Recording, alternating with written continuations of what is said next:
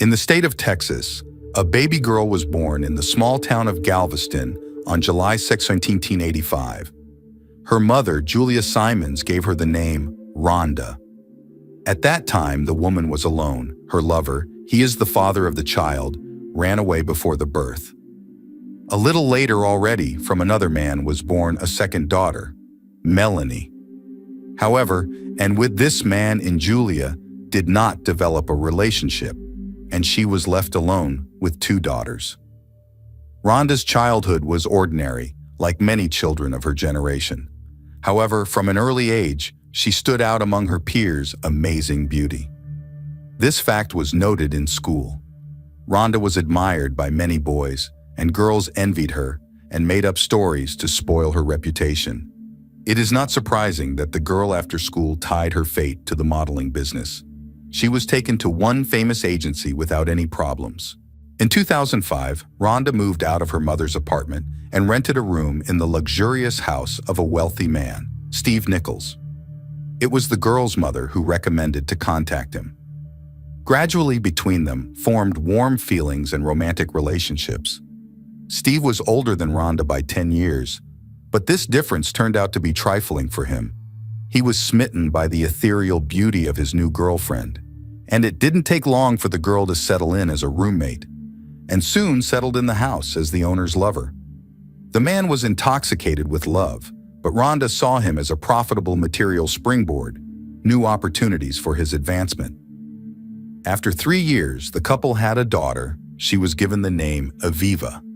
The young mother treated her with incredible care, forgetting about the whole world. While Rhonda was pregnant, she got quite fat, and after the birth of her daughter, she set a goal to quickly eliminate excess pounds.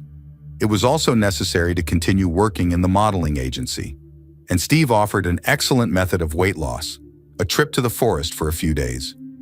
He organized it himself and chose a route that involved walking 25 trails in Oregon. Plus, this hike could normalize relationships that had deteriorated a bit after Aviva's birth. Rhonda's mother and her many friends resented why Steve still hadn't married her when they had been in a relationship for so long, plus they had a child together. According to Julia, the model's mom, such a trip would eliminate the existing differences in the couple. Rhonda's friend Jessica also thought so.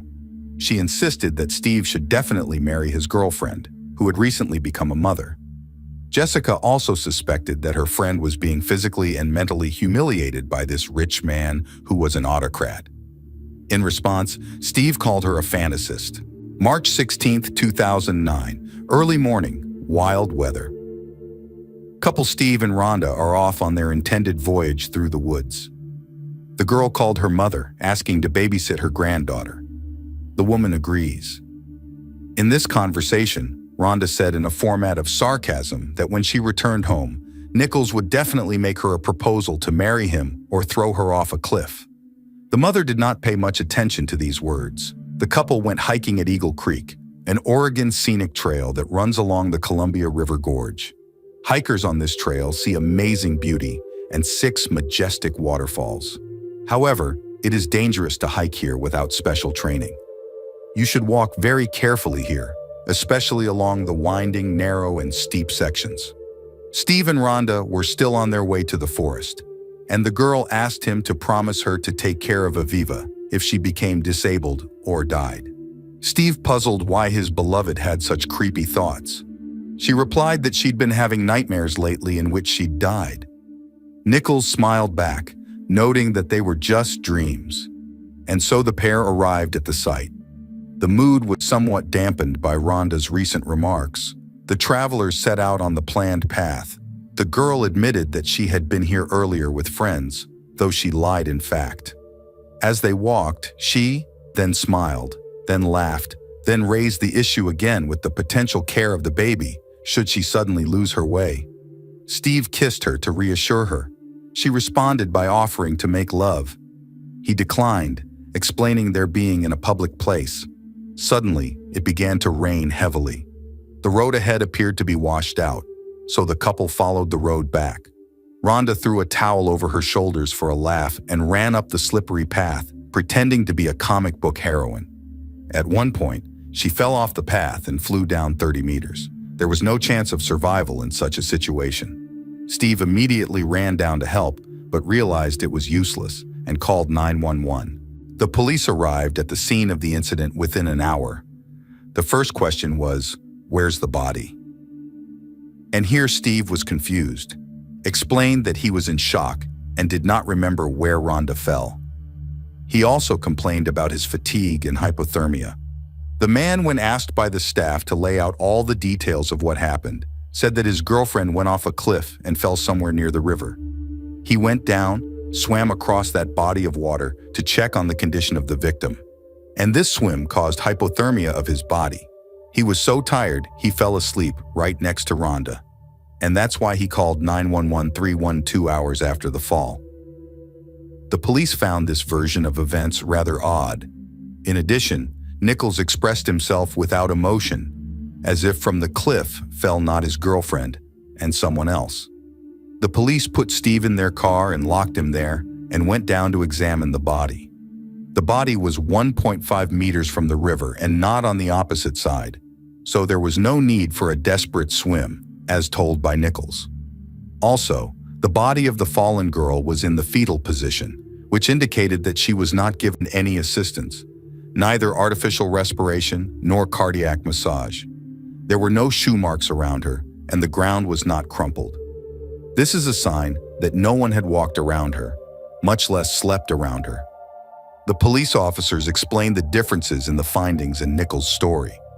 He yelled at them in response because they should help him first and foremost, not investigate Rhonda's death. The paramedics who soon arrived examined the screamer several times and found no complications. According to Steve Nichols, Rhonda's fall off the cliff was an accident. However, his position soon collapsed, and within 24 hours, his initial testimony was interpreted by the police as false, and the circumstances of the girl's death were treated as murder. And Nichols appeared in the case as the main suspect in the murder. The family of the deceased had no doubts about his guilt. Particular activity showed Julia, mother, and Jessica, friend. The first, "My daughter called me before the trip, told me to babysit my granddaughter, and added that Steve would either marry her or throw her off a cliff." The second, "The couple had a violent argument before the fatal trip, and the friend said the same words." Meanwhile, forensic experts conducted an autopsy and determined the following factors: the absence of acts of violence toward the victim, but that didn't mean she couldn't have been pushed down the mountain. Minor drug content in the blood, most likely from marijuana or its analogs. That proportion was enough to make her lose her mind for a while. The main injuries are from the waist to the feet. They're not typical of accidental falls from great heights.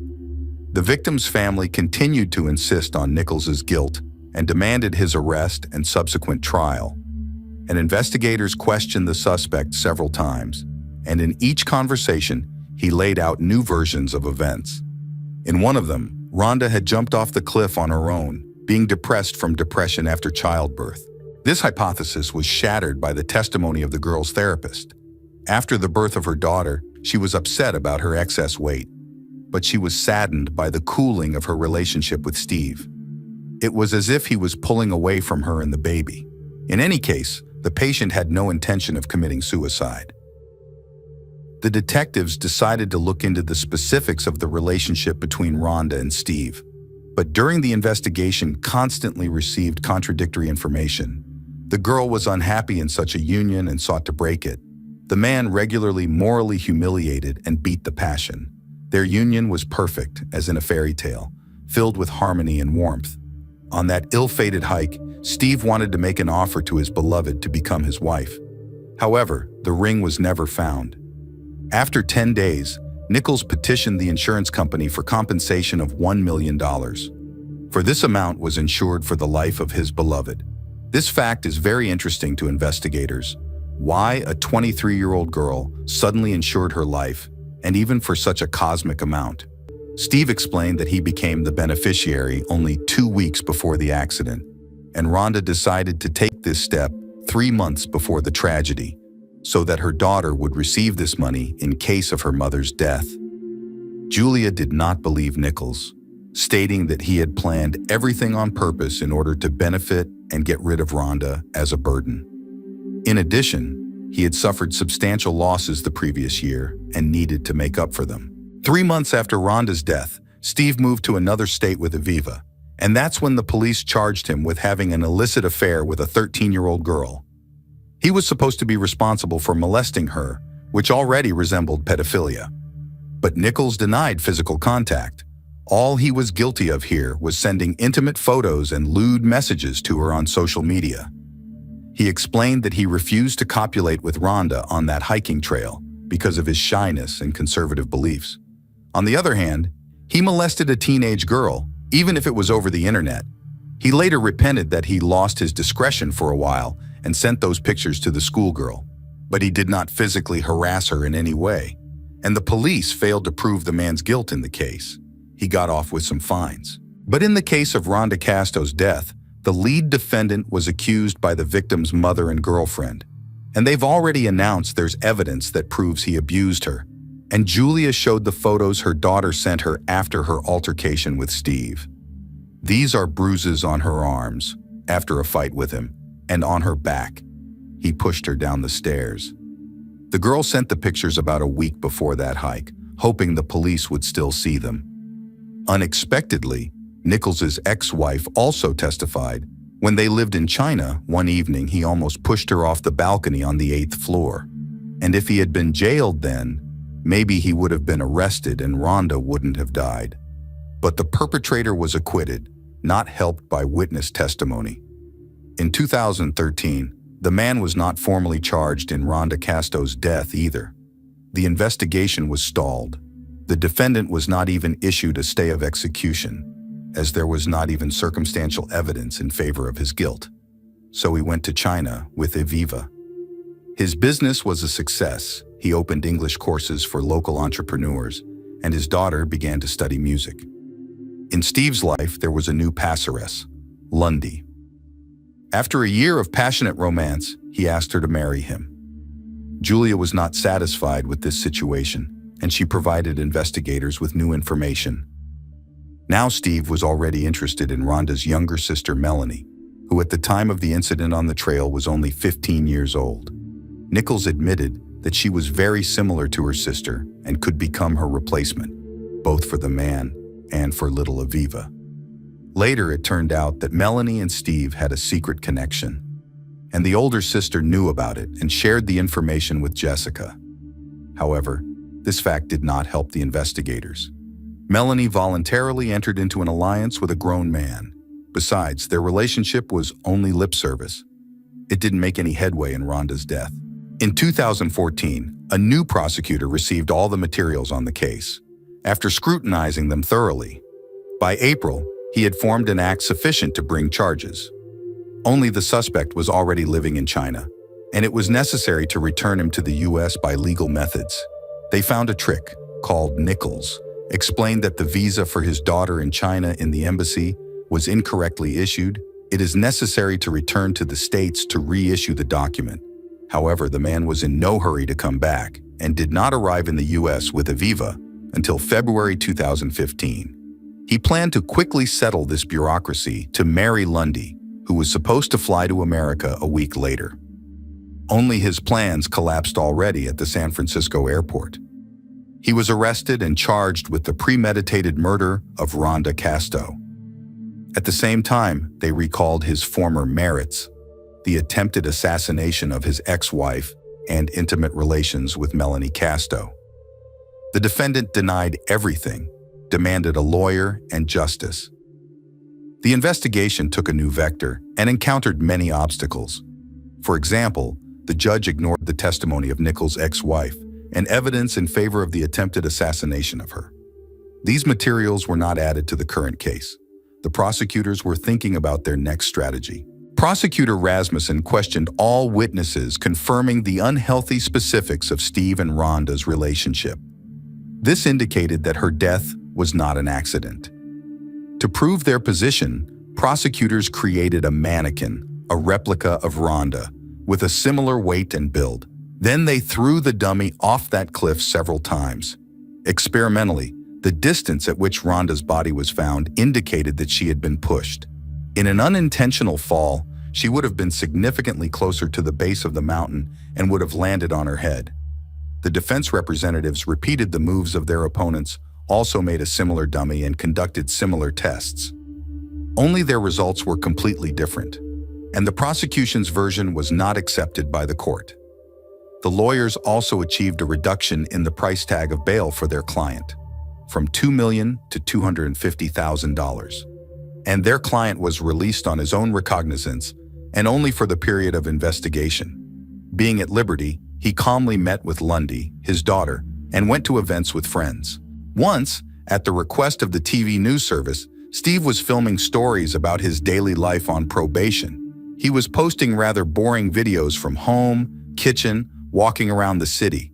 And for a change of content, he decided to shoot an episode from the very trail. That's where he went with Lundy. They laughed and kissed on camera. These were the events of 2016 already. At that time, Nichols admitted connections with the younger sister of the deceased, Melanie. It turned out that he dated her from 2009 to 2013. And about their union, Rhonda learned only 3 hours before the fatal hike. Her texts to her sister were used as evidence, like this one from the morning of that ill-fated day. "Steve's a piece of shit, likes teenage girls. He's using you to piss me off. You need support. And break up with him before it's too late." Nichols laughed at such a text, and he wondered why Rhonda would send such a text. Rasmussen then made another maneuver. He asked why, on the night after Rhonda's death, the defendant went to her younger sister for comfort. After all, it would have been more logical to stay home with his daughter or go to a relative's house. Steve was confused, replied that he was in shock, looked at a photo of the sisters, and automatically went to the younger of the two. In 2017, the harassment proceedings for Rhonda Casto came to an end. The accused said in a TV interview that he had never had intimate relations with the girl. His confession to the police was needed for a rehabilitation program to gain custody of Aviva. The investigators were sure that this maneuver of the main defendant was made on the advice of his lawyers in order to avoid jail time. In February 2017, the defense discovered the opponent's blunders. In 2015, when Nichols was picked up at the airport, conducted an interrogation with him that lasted more than 3 hours. That's against the U.S. Constitution. In that interview, detectives tried to determine the circumstances of Rhonda's death. Nichols kept silent in response. He had the right to do so in the absence of a lawyer. The interrogation continued. In fact, this behavior by Steve became a moot point. After all, the prosecution could not prove whether the interrogator invoked the right to silence or refused to testify. But one way or another, the detective who arranged the interrogation made a miscalculation. This was exploited by the defense lawyers. In May 2017, after a series of sessions, listening to the prosecution and defense and witnesses, the court was able to identify contradictions in the available evidence, and the materials gathered were not enough for a guilty verdict. Then, Nichols was offered a deal to plead guilty to manslaughter. The prosecution countered, but the judge ignored their objections. Steve made this deal, at the same time pleaded guilty to inadequate social network messages to a 13-year-old girl. The court took into account the period the man spent in custody while he was awaiting a hearing and announced the sentence, a suspended sentence of 3 years. Nichols spent this period at home, did not leave the city, and continued to earn money. When her father was arrested at the San Francisco airport in 2015, she never saw him again. She was not sent to the care of her grandmother, Julia, because she was a defendant in a case of theft of public assets. She was stripped of her custody rights. The point is, the woman had taken out a Social Security payment after Rhonda's death to provide for her granddaughter. And for a while, she spent the money as intended.